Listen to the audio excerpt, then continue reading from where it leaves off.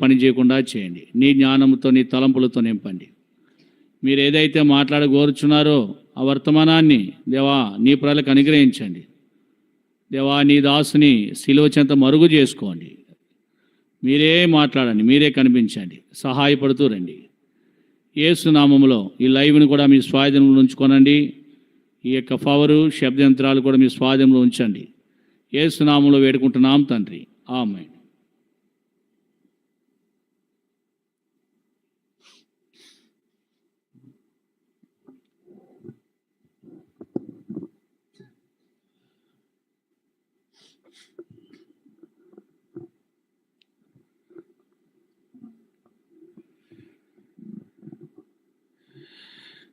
ఆయన కృపను బట్టి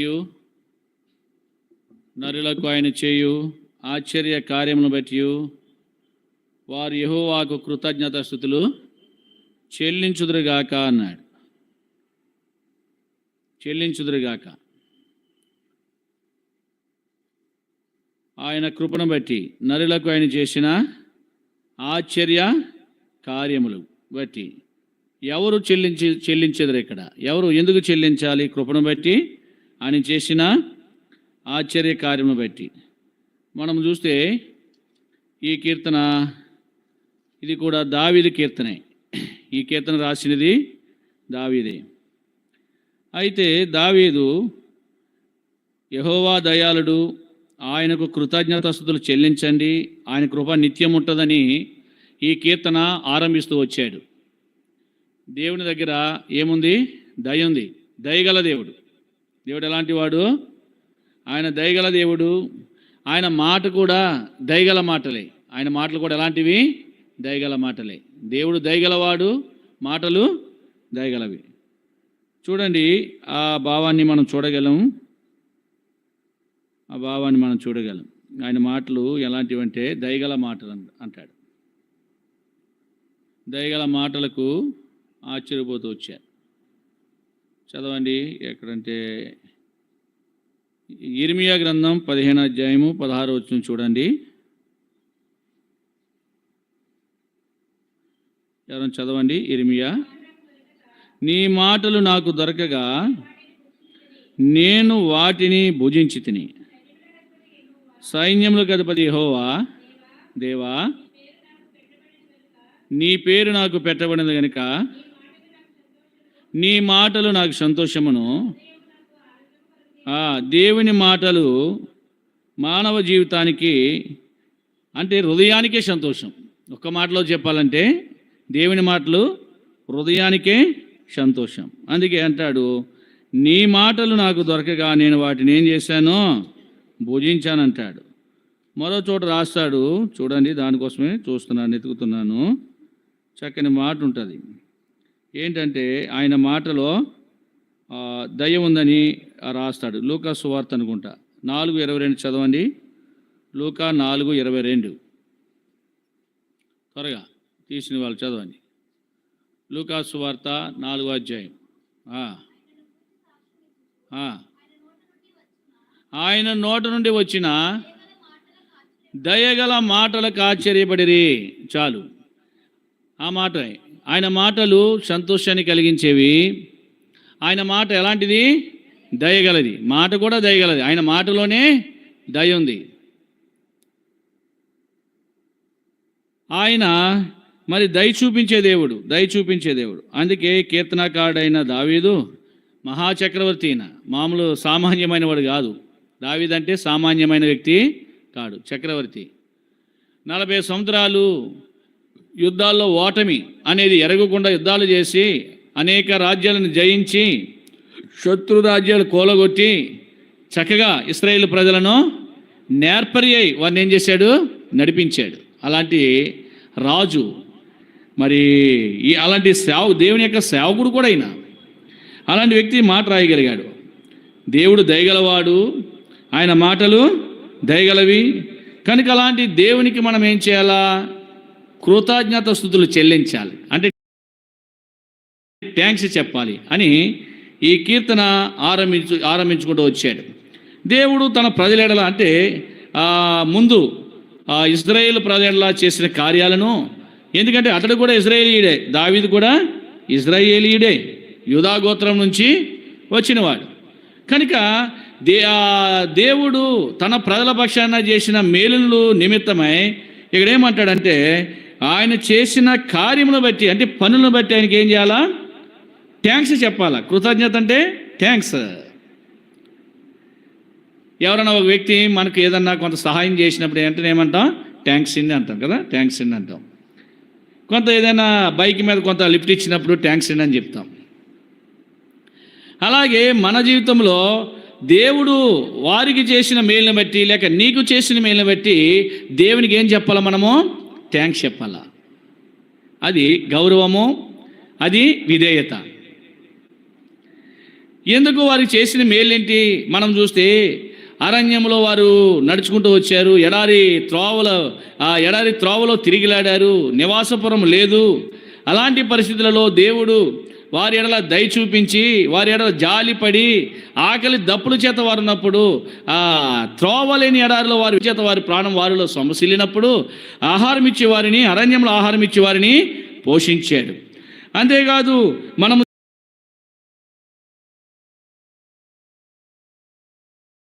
చూస్తూ ఉంటే వారి కట్లను తెంపేశాడు, వారి బంధకాలను తెంపేశాడు, వారిని ఎంతగానో వారి కష్టాలన్నీ తీర్చాడు. ఇవన్నీ కూడా జ్ఞాపకం చేసుకుంటూ మరి ఎక్కడ మనం వచ్చేసరికి, ఎక్కడ 28, 29, 30 వచనాలు వచ్చేసరికి శ్రమకు తాళలేక వారు మొరపెట్టిరి. ఎన్నో శ్రమలు వచ్చినప్పుడు దేవునికి మొరపెట్టినప్పుడు దేవుడు ఏం చేశాడు? వారి శ్రమలన్నిటిలో నుంచి కూడా, ఒకటి కాదు, ఏ ఒక్క శ్రమ కూడా వదిలిపెట్టలే. ఎన్ని శ్రమలైతే వారు అనిపించుకుంటూ వచ్చారో అన్ని శ్రమలన్నిటిలో నుంచి కూడా ఏం చేశాడు? దేవుడు వారిని విడిపించాడు. అది దేవుని యొక్క గొప్పతనం. అందుకే వారు యెహోవాకు కృతజ్ఞతాస్తుతులు చెల్లించాలి. ఎలాంటి శ్రమలు వాటిలతో వచ్చాయి? వారి జీవితాల్లో కూడా కాదు, మన జీవితాల్లో కూడా అలాగే ఉంది. ఎలాంటి జీవితం మనది? చూడండి, ఇక్కడ మనం చదువుతున్నాం కదా, ఆయన తుఫానును ఆపివేయగా దాని తరంగములు అణిగిపోయెను, అవి నిమ్మలమైనవని వారు సంతోషించిరి. వారు కోరిన రేవునకు ఆయన వారిని నడిపి. తుఫానును ఆపివేయగా, ఇక్కడ తుఫాను లాంటి శ్రమలు.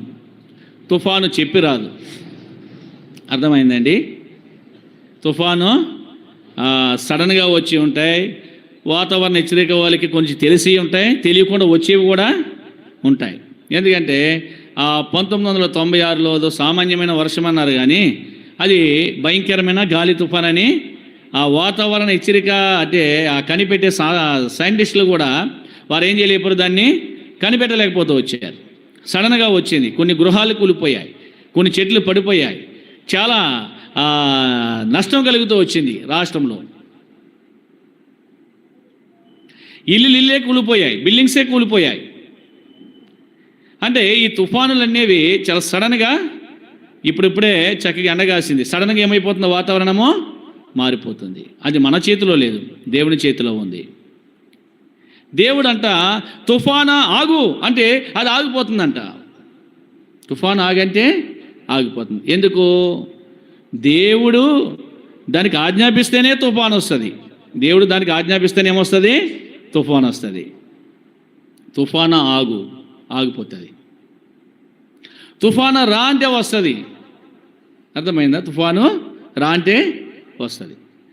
కనుక ఇక్కడ దేవుడు తుఫానును ఆపేశాడు. తుఫాను ఆపేస్తే దాని తరంగాలు కూడా ఏమైపోయినాయి?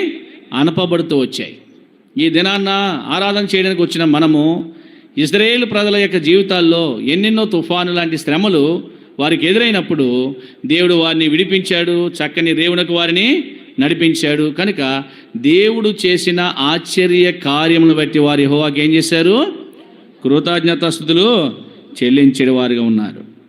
మన జీవితంలో కూడా దేవుడు ఒకటి కాదు, రెండు కాదు, మన జీవితంలో అలాంటి తుఫాన్లు ఎన్నెన్నో చూసుంటాం. చూడండి, లూకాసు సువార్తలో ఒక సందర్భాన్ని మీకు జ్ఞాపకం చేసి నేను ముగిస్తాను. రండి, 8వ అధ్యాయం 22వ వచనం.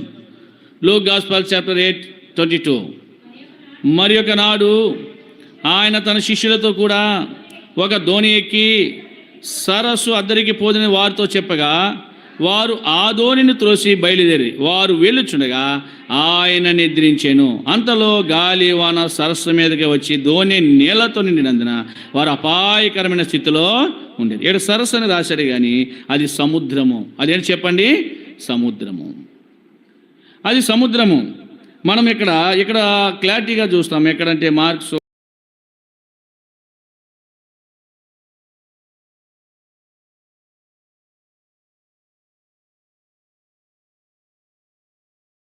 5వ అధ్యాయంలో మరి సేమ్ అదే 35 నుంచి చూస్తే అదే సందర్భం మనకు కనబడుతుంది.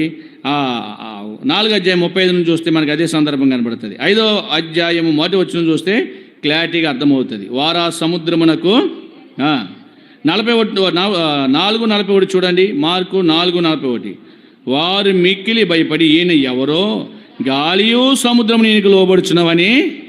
సముద్ర ప్రయాణం అది మీకు అర్థమవుతుంది అంటే సేమ్ అదే అక్కడ రాసింది ఇక్కడ రాశాడు. కొంత తర్జుమాలో సరస్సు అన్నాడు అంతే. సముద్రం అంటే సముద్రం యొక్క ప్రయాణం అది. ఈ సముద్ర ప్రయాణంలో సముద్రం అంటే ఏంటి?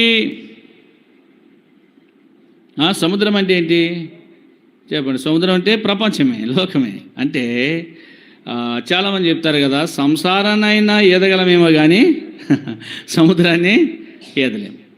లేదు, నేను సమస్యలు అంటే సముద్రంలో జరిగే తుఫాను లాంటి సమస్యలు ఉంటాయి. అందుకే సముద్రాన్నైనా అంటే సముద్రాన్నైనా ఏదొచ్చేమో కానీ సంసారాన్ని ఈదలేమంటే కష్ట సుఖాలు. మానవ జీవితం ఎలాంటిదంటే సుఖ దుఃఖాల యాత్ర. సుఖము ఉంది, దుఃఖము ఉంది. ఒకరోజు సంతోషం ఉంది, ఒకరోజు ఏడుపు ఉంది. అది మానవుని యొక్క జీవితం, మనిషి యొక్క జీవితం అది. అలాంటి పరిస్థితులలో ఇక్కడ మనం చూస్తే యేసుక్రీస్తు ప్రభువారు సముద్రం మీదే ప్రయాణం చేస్తున్నాడు. ఆయన ధోనిలో తన శిష్యులతో కలిసి 12 మంది శిష్యులతో కలిసి ఏం చేస్తున్నాడు? ఆయన ధోని మీద ప్రయాణం చేస్తున్నాడు. ఎందుకు ఆ ప్రయాణం అంటే గెరాసేనీల దేశం పోవాలి, గెరాసేనీల దేశం వెళ్ళాలి. గదరేనీల దేశం అంటారు దాన్ని. అక్కడ ఒక దయ్యాలు పట్టిన వాడు ఉన్నాడు, వాడిని దర్శించాలా. దేవుని తలంపులు వేరు, మానవుని తలంపులు వేరు. అంటే గెరాసేనీల దేశానికి వారి యొక్క ప్రయాణం. ఈ ధోని మీద ప్రయాణం చేస్తుంటే జరిగిన సందర్భం వచ్చిన ప్రమాదం ఏమొచ్చింది అక్కడ?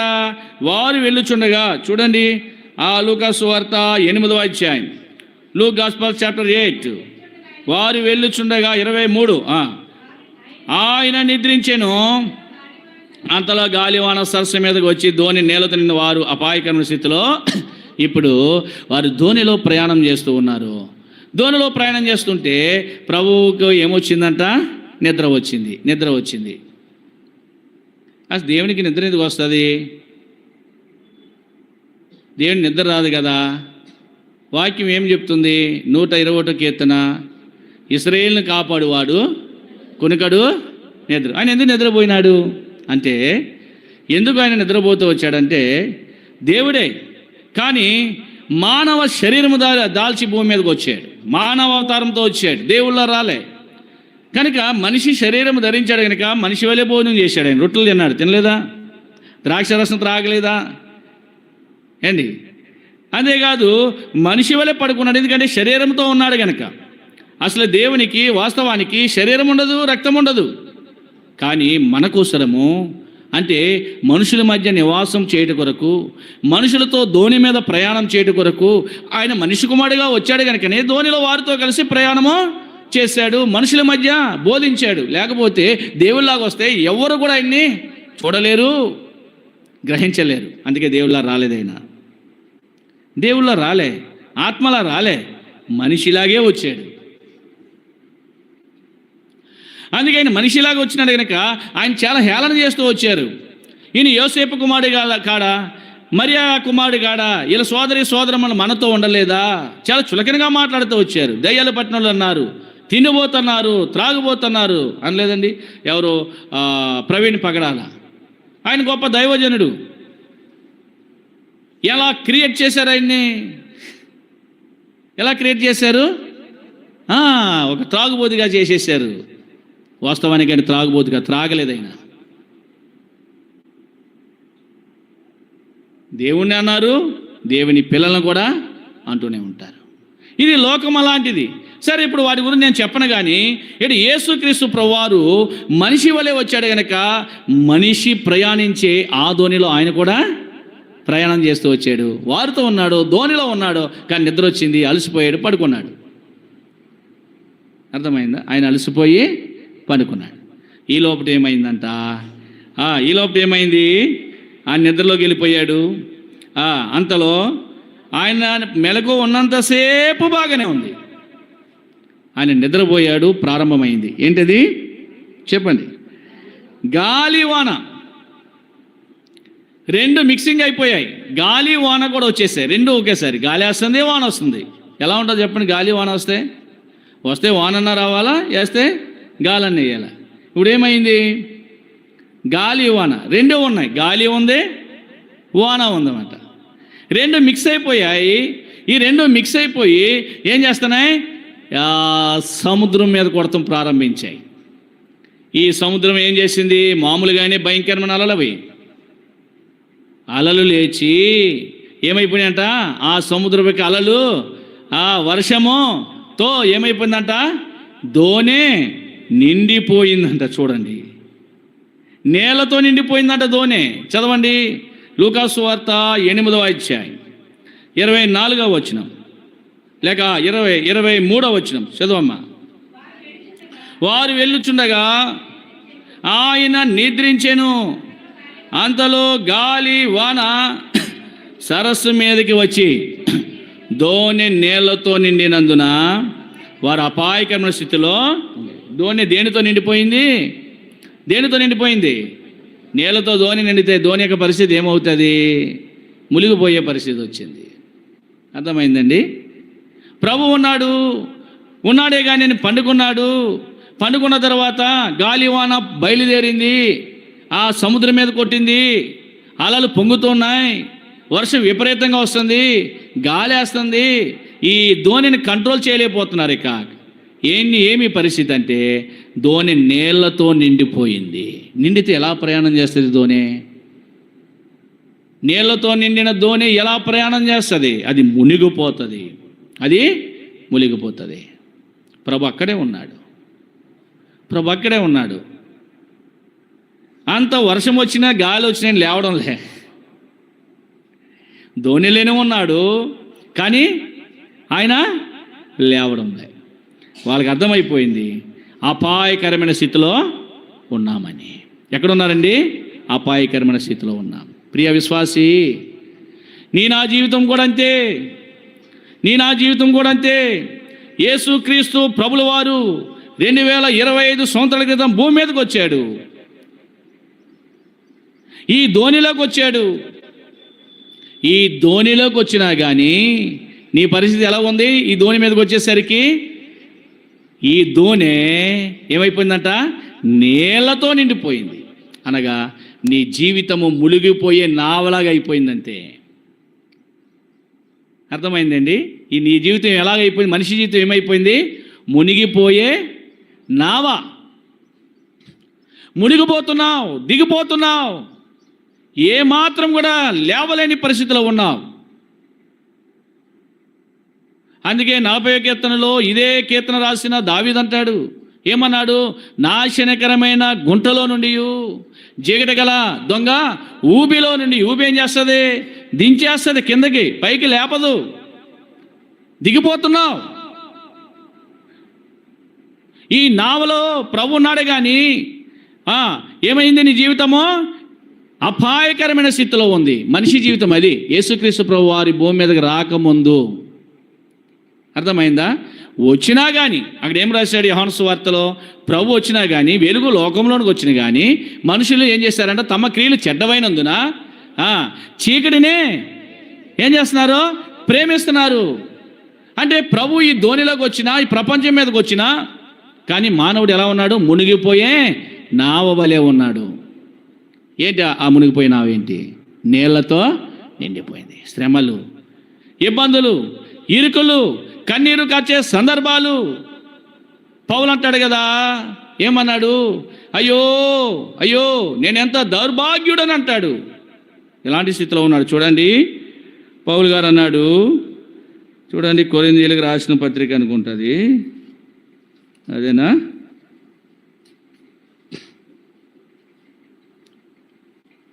అయ్యో నేను ఎంత దౌర్భాగ్యుడను. రోమిలకు రాసిన పత్రిక, చక్కటి మాట, చాలాసార్లు తీసినాను, ఒకసారి నాకే జ్ఞాపకం రావట్లేదు. సరే, రోమా పత్రిక అనుకుంటా, చూడండి, రోమా 7:24, రైట్, చదవండి. రోమా 7:24.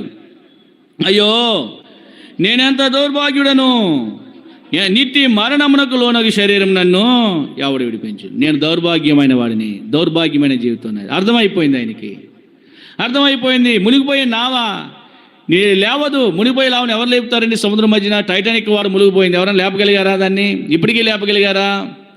ఆ సముద్ర గర్భంలోనికి వెళ్ళిన వాళ్ళు కూడా, ప్రపంచ కుబేర్లు కూడా మరలా తిరిగి రాలి. ప్రపంచ కుబేర్లు అంటే వాళ్ళు 5 మంది చూడాలని పోయారు, తిరిగి రాలేకపోయారు.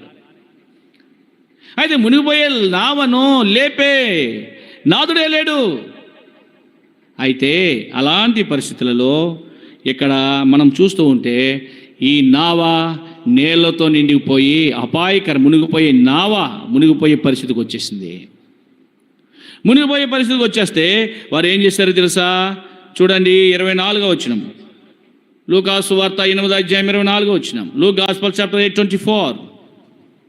గనుక ఆయన యొద్దకు వచ్చి, ప్రభువా ప్రభువా నశించిపోవచ్చున్నామని చెప్పి ఆయనని లేపిరి. ఆయన లేచి గాలిని నీటి బొంగును గద్దింపగానే అవి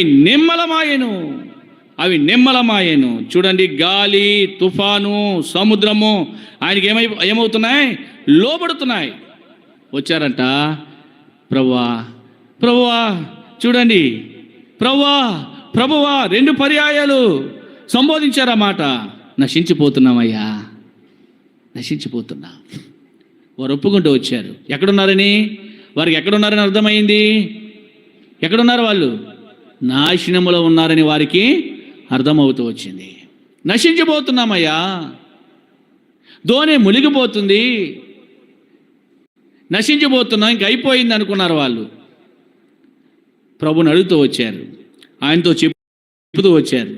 ఆయన అసలు వాళ్ళు కూడా అనుకోలేదంట ఆయన అలా చేస్తాడని. ఆయన కూడా అనుకోలేదంట ఆయన అలా చేస్తాడని. ఆయన లేచి ఏం చేశాడంట? గాలిని, నీటి పొంగును గద్దింపగానే, ఓ గాలి ఆగిపో, ఓ వర్షమా నీటి పొంగును గద్దింపగానే, ఓ గాలి ఆగిపో, ఓ వర్షమా ఆగిపో, సముద్రమా నెమలించు అనగానే ఎక్కడెక్కడ ఏమైపోయినాయట? బ్రేక్ అయిపోయినాయి, ఆగిపోయినాయి. ఆయన తుఫానును ఆపివేయగా దాని తరంగములు అణిగిపోయాను, స్టాప్ అయిపోయాయి, సైలెంట్ అయిపోయాయి. ఆశ్చర్యపోతూ వచ్చారు. అప్పుడు దాకా ఓరు అంటే వచ్చే గాలి ఆగిపోయింది, భయంకరంగా వచ్చే తుఫాను ఆగిపోయింది, సముద్ర పొంగు ఏమైపోయిందంట? ఆగిపోయిందంట. దేనికి ఆగిపోయాయి? దేవుని మాటకు. మీకు అర్థమైందండి? దేవుడు సెలవేస్తే చాలు, సముద్రం వింటది, గాలి వింటది, వర్షం కూడా వింటది. వినని వాడు ఒకడే, మనుషుడు మాత్రమే. వినని వాడు ఎవరు చెప్పండి? మనమే.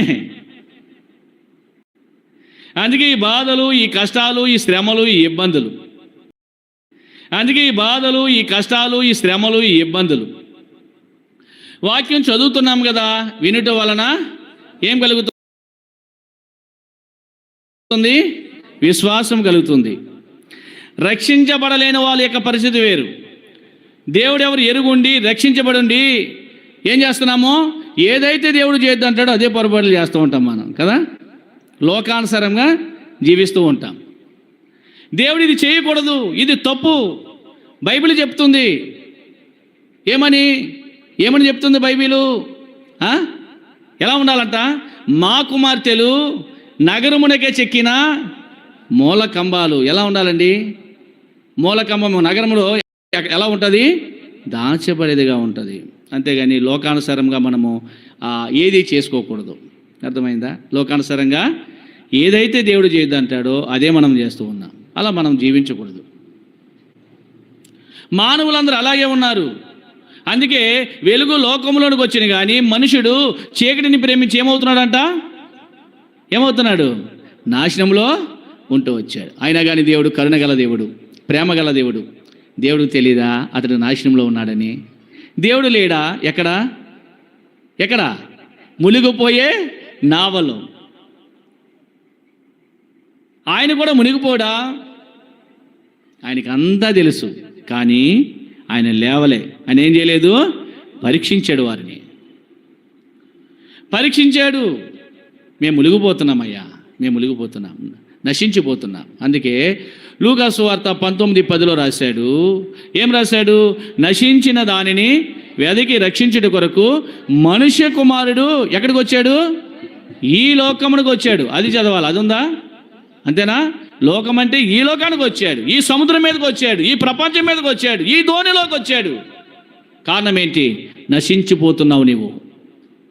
నీవు నాశనంలో ఉన్నావు.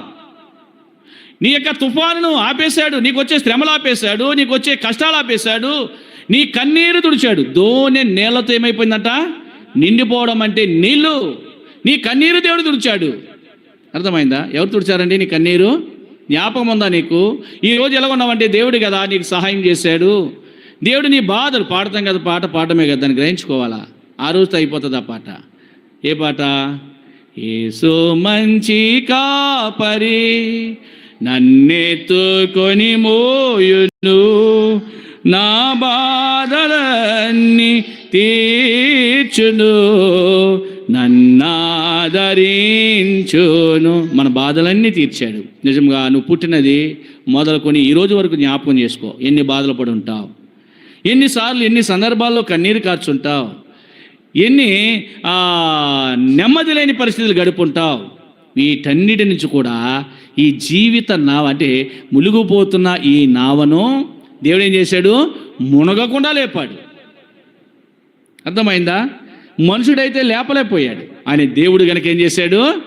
మునిగిపోతున్న నావను మునగకుండా లేపేశాడు.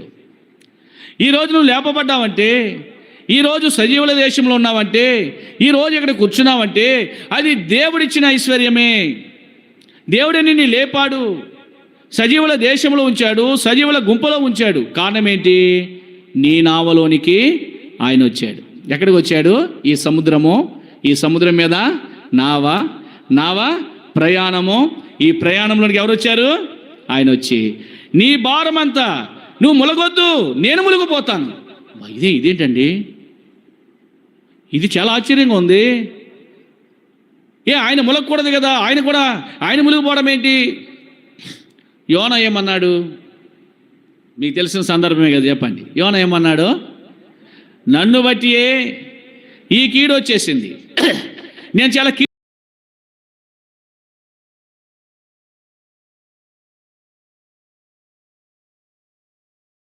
కీడు మనిషిని.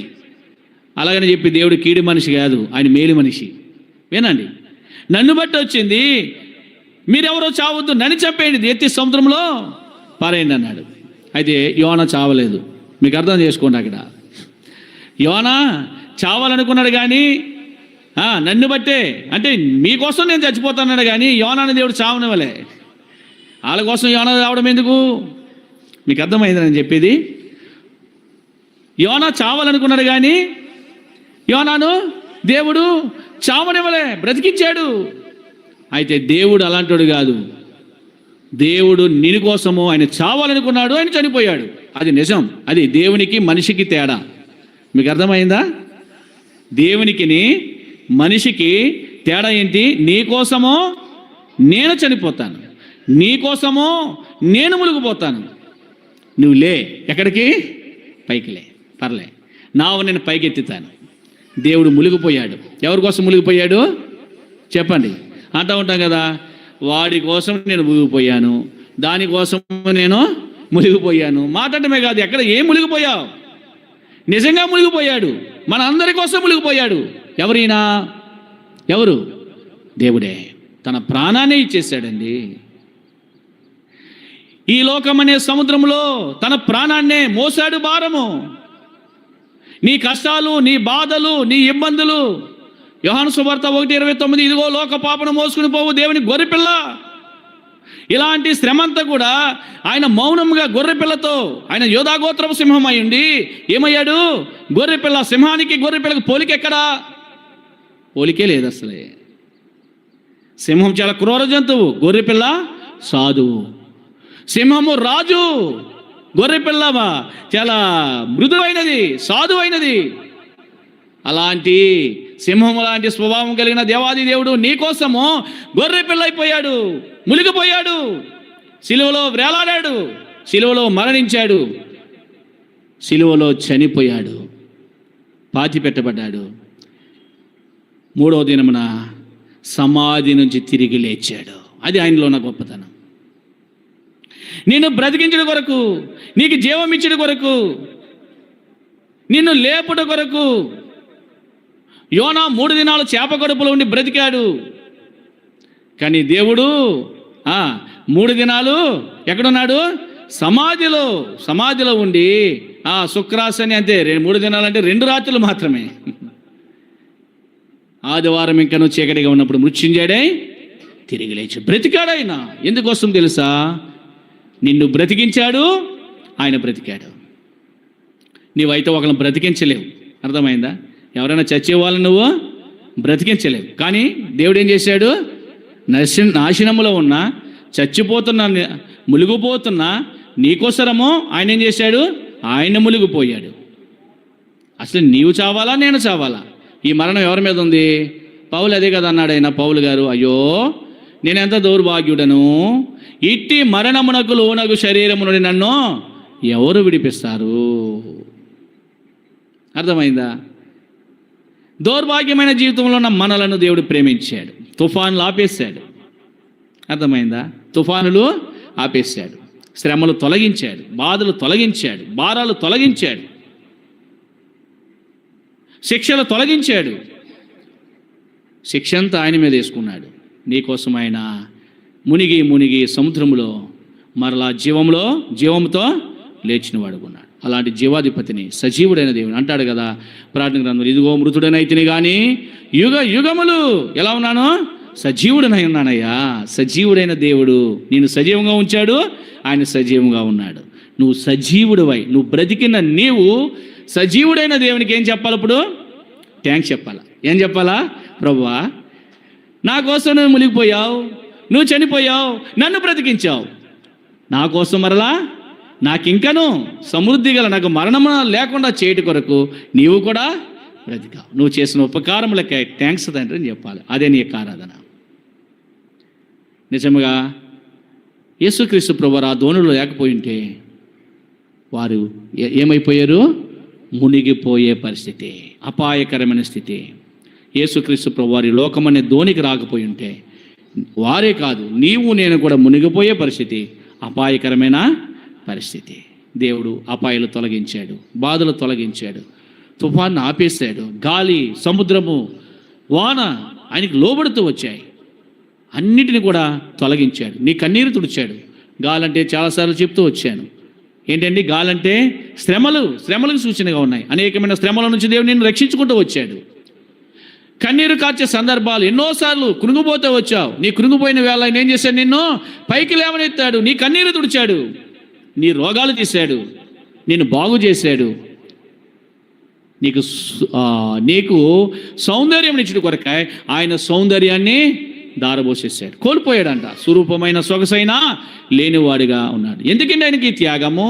నిన్ను ప్రేమించాడు గనక. అర్థమైందా? దేవుడు నిన్ను ఏం చేశాడు? ప్రేమించాడు గనక. ఆ ప్రేమ ఎంత అద్భుతమైనది అక్కడ మనకు